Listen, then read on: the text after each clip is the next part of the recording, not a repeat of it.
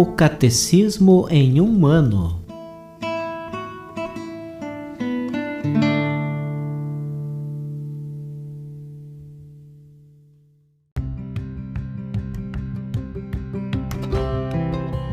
Olá, eu sou o Bruno, seminarista da Diocese de Ponta Grossa, Paraná. Você está ouvindo o podcast O Catecismo em um ano. Vamos ler todo o Catecismo da Igreja Católica ao longo de 365 episódios. Estamos utilizando a tradução em português apresentada pela CNBB em 2013, baseada na edição típica em latim. Baixe o plano de leitura por meio de um link que você encontra na página do Instagram, @o Catecismo em um ano, ou na descrição deste podcast.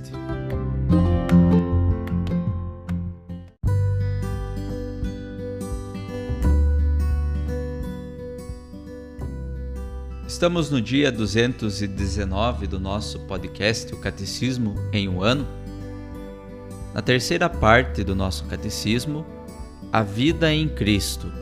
Na primeira sessão, a vocação do homem, a vida no Espírito.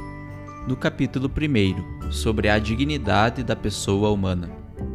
Leremos hoje os números 1720 a 1729.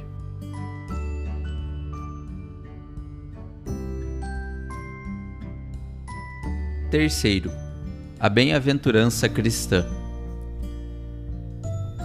O Novo Testamento usa várias expressões para caracterizar a bem-aventurança, a qual Deus chama o homem. A vinda do reino de Deus, a visão de Deus. Felizes os puros de coração, porque verão a Deus. Mateus capítulo 5, versículo 8. Entrada na alegria do Senhor, entrada no repouso de Deus. Aí descansaremos e veremos, veremos e amaremos, amaremos e louvaremos. Eis a essência do fim sem fim. E que outro fim mais nosso que chegarmos ao reino que não terá fim? Deus nos colocou no mundo para conhecê-lo, servi-lo e amá-lo, e assim chegar ao paraíso. A bem-aventurança nos faz participantes da natureza divina. Segunda carta de São Pedro, capítulo 1, versículo 4, e da vida eterna. Com ela, o homem entra na glória de Cristo e no gozo da vida trinitária. Uma tal bem-aventurança ultrapassa a inteligência e as forças exclusivamente humanas. Resulta de um dom gratuito de Deus. Por isso se diz ser sobrenatural, assim como a graça que dispõe o homem a entrar no gozo divino. Bem-aventurados os puros de coração, porque verão a Deus. Por certo, de acordo com sua grandeza e glória indizível, ninguém pode ver a Deus e permanecer vivo. O Pai é, de fato, inacessível. Mas devido a seu amor, sua bondade para com os homens e sua onipotência, chega até a conceder àqueles que o amam o privilégio de ver a Deus, pois o que é impossível aos homens é possível a Deus. A prometida bem-aventurança nos coloca diante das escolhas morais decisivas. Convida-nos a purificar nosso coração de seus maus instintos e a procurar, acima de tudo, o amor de Deus. Ensina que a verdadeira felicidade não está nas riquezas ou no bem-estar, nem na glória humana ou no poder, nem em qualquer obra humana, por mais útil que seja, como as ciências, a técnica e as artes, nem em outra criatura qualquer, mas apenas em Deus, fonte de todo bem e de todo amor. A riqueza é o grande Deus atual. A ela prestam homenagem instintiva a multidão e toda a massa dos homens. Medem a felicidade pelo tamanho da fortuna, e segundo a fortuna, medem também a honradez. Tudo isto provém da convicção de que, tendo riqueza, tudo se consegue. A riqueza é, pois, um dos ídolos atuais, da mesma forma que a fama. A fama, o fato de alguém ser conhecido e de falarem dele na sociedade, o que se poderia denominar de fama de imprensa, terminou por ser considerada um bem em si mesmo, um sumo bem, um objeto, também ela, de verdadeira veneração.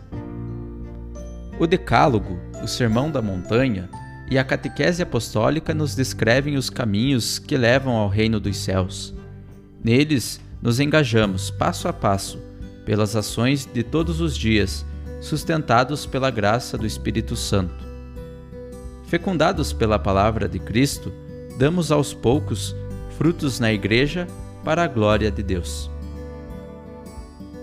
Resumindo, as bem-aventuranças retomam e completam as promessas de Deus desde Abraão, ordenando-as para o reino dos céus. Respondem ao desejo de felicidade que Deus colocou no coração do homem. As bem-aventuranças nos ensinam o fim último ao qual Deus nos chama, o reino, a visão de Deus, a participação da natureza divina, a vida eterna, a filiação divina, o repouso em Deus. A bem-aventurança da vida eterna é um dom gratuito de Deus. Ela é sobrenatural como a graça que a ela conduz. As bem-aventuranças nos colocam diante de escolhas decisivas com relação aos bens terrenos. Purificam nosso coração, para que aprendamos a amar a Deus sobre todas as coisas. A bem-aventurança do céu determina os critérios de discernimento no uso dos bens terrenos, de acordo com a lei de Deus.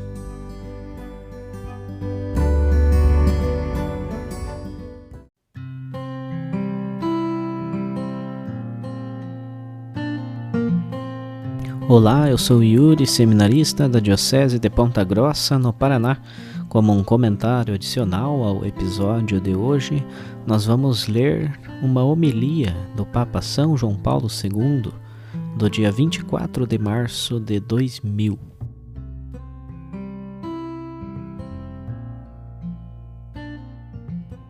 Peregrinação jubilar à Terra Santa. Homilia da Santa Missa para os jovens no Monte das Bem-aventuranças. Hoje, as palavras de São Paulo: Irmãos, vede bem quem sois. Em 1 Coríntios, capítulo 1, versículo 26, dirigem-se a todos nós que viemos aqui ao Monte das Bem-aventuranças. Encontramo-nos sentados sobre esta colina como os primeiros discípulos à escuta de Jesus. No silêncio, ouvimos a sua voz suave e urgente, tão suave como esta mesma terra e tão urgente quanto a chamada a escolher entre a vida e a morte. Quantas gerações que nos precederam ficaram profundamente sensibilizadas ao ouvirem o Sermão da Montanha. Quantos jovens, ao longo dos séculos, se reuniram à volta de Jesus para aprenderem as palavras da vida eterna. Precisamente como hoje vos encontrais congregados aqui. Quantos jovens corações foram inspirados pelo poder da sua personalidade e pela premente verdade da sua mensagem. É maravilhoso que vos encontreis aqui. Agradeço-lhe, arcebispo Dom Pierre Moulin, a sua amável hospitalidade.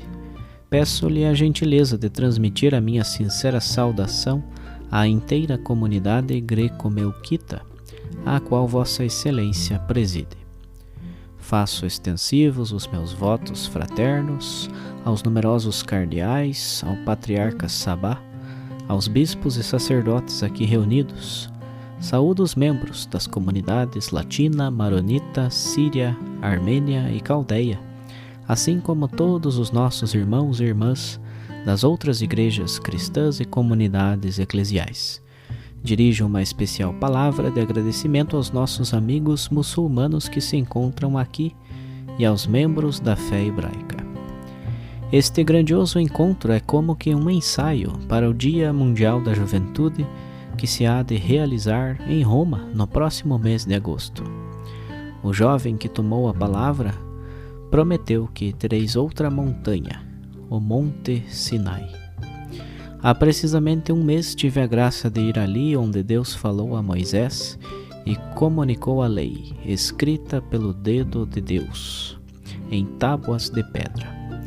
Estas duas montanhas, o Monte Sinai e o Monte das Bem-aventuranças, oferecem-nos o itinerário da nossa vida cristã e um sumário das nossas responsabilidades perante Deus e o próximo. Juntas, a lei e as bem-aventuranças traçam o caminho do seguimento de Jesus e a vereda real para a maturidade e liberdade espirituais. Os 10 mandamentos do Sinai podem parecer negativos. Não terás outros deuses diante de mim. Não matarás. Não cometerás adultério. Não roubarás. Não apresentarás falso testemunho. Conforme Êxodo capítulo 20, versículos 3 e versículos 13 a 16. Mas na realidade eles são extremamente positivos. Indo para além dos males mencionados, eles indicam o caminho para a lei do amor, que é o primeiro e maior de todos os mandamentos. Amarás ao Senhor teu Deus com todo o teu coração, com toda a tua alma e com todo o teu entendimento. Amarás ao teu próximo como a ti mesmo. Mateus capítulo 22, versículos 37 e 39. Jesus mesmo disse que veio não para abolir a lei, mas para a completar, conforme Mateus capítulo 5, versículo 17. A sua mensagem é nova, mas não destrói o que a precede. Antes, leva aquilo que existe à sua plena potencialidade. Jesus ensina que o caminho do amor leva a lei ao seu cumprimento, conforme Gálatas capítulo 5, versículo 14. E ele ensinou esta verdade extremamente importante nesta montanha, aqui na Galileia. Felizes de vós, diz ele, felizes todos os pobres em espírito, os mansos e os misericordiosos, os aflitos, os que têm fome e sede de justiça, os que são puros de coração, os que promovem a paz e os perseguidos. Felizes de vós. As palavras de Jesus podem parecer esquivas.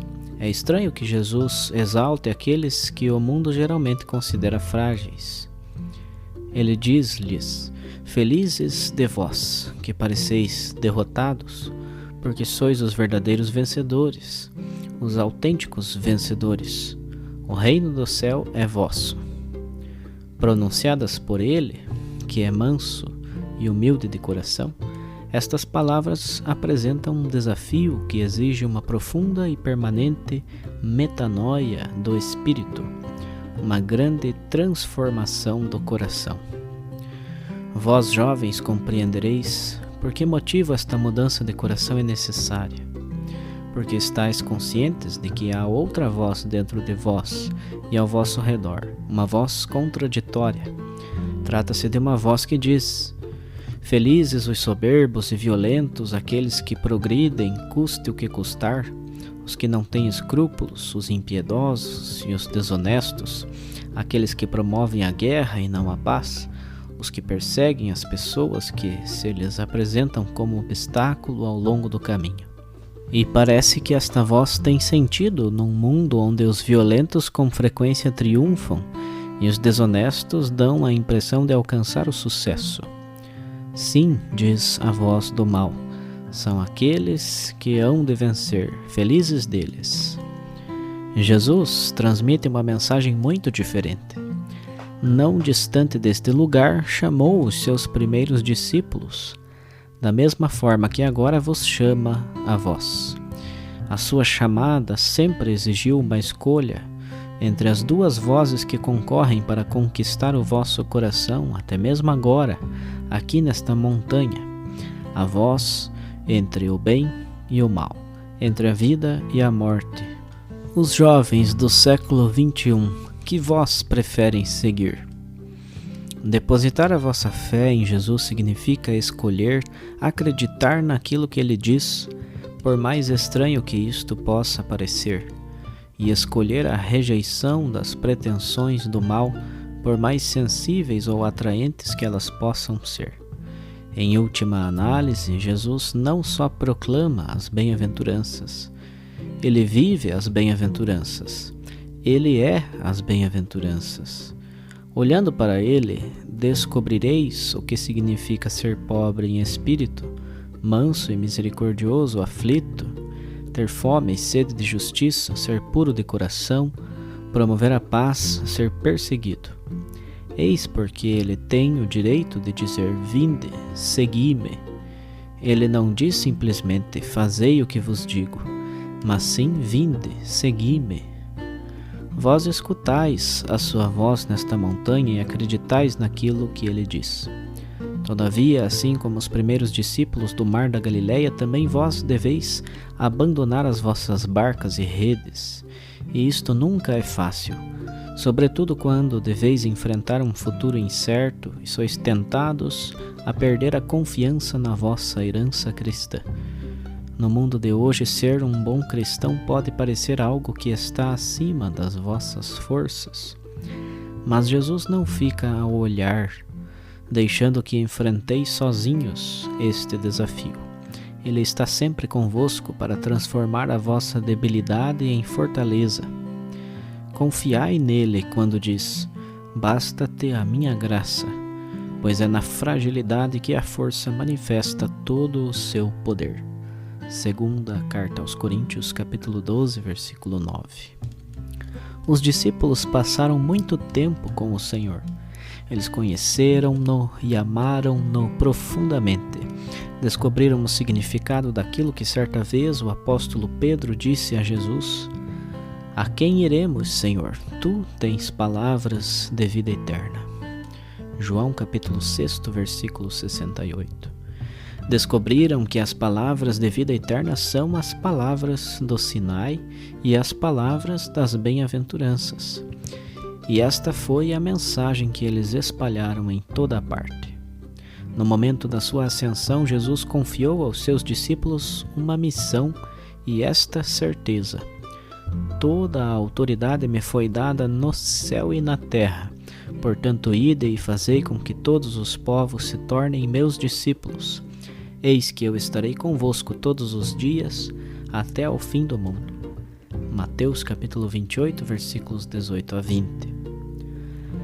Durante 2000 anos, os seguidores de Cristo cumpriram esta missão. Agora, no alvorecer do terceiro milênio, compete a vós realizá-la.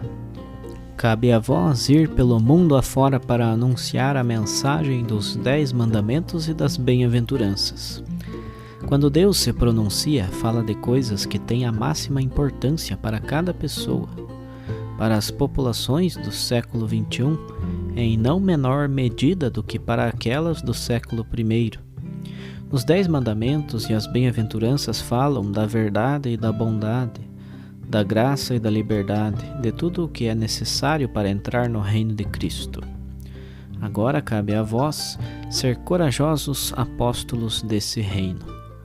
Jovens da Terra Santa, jovens do mundo inteiro, respondei ao Senhor com um coração disponível e aberto como o coração da maior filha da Galileia, Maria, a mãe de Jesus. Como foi que ela respondeu? Ela disse: eis a serva do Senhor, faça-se em mim segundo a tua palavra. Lucas capítulo 1, versículo 38. Ó Senhor Jesus Cristo, neste lugar que vós conhecestes tão bem e muito amastes, escutai estes corações jovens e generosos, continuai a ensinar a estes jovens a verdade dos mandamentos e das bem-aventuranças. Transformai-os em jubilosos testemunhos da vossa verdade e em convictos apóstolos do vosso reino. Permaneceis sempre com eles, de modo especial quando se torna difícil e exigente seguir a vós e o Evangelho. Vós sereis a sua força e vitória. Ó Senhor Jesus, fizestes destes jovens vossos amigos. Conservai-os sempre próximos de vós. Amém.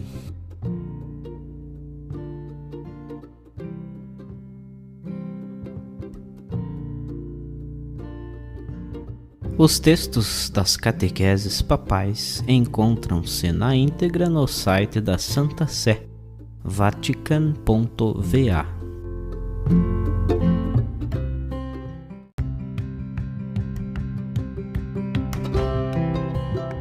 Você acaba de ouvir mais um episódio do podcast O Catecismo em um Ano. Continue nesse bom propósito de aprofundar o conhecimento e a vivência da fé católica e procure participar da sua comunidade. Rezemos por todos que estão fazendo esse caminho de leitura do Catecismo. Até amanhã!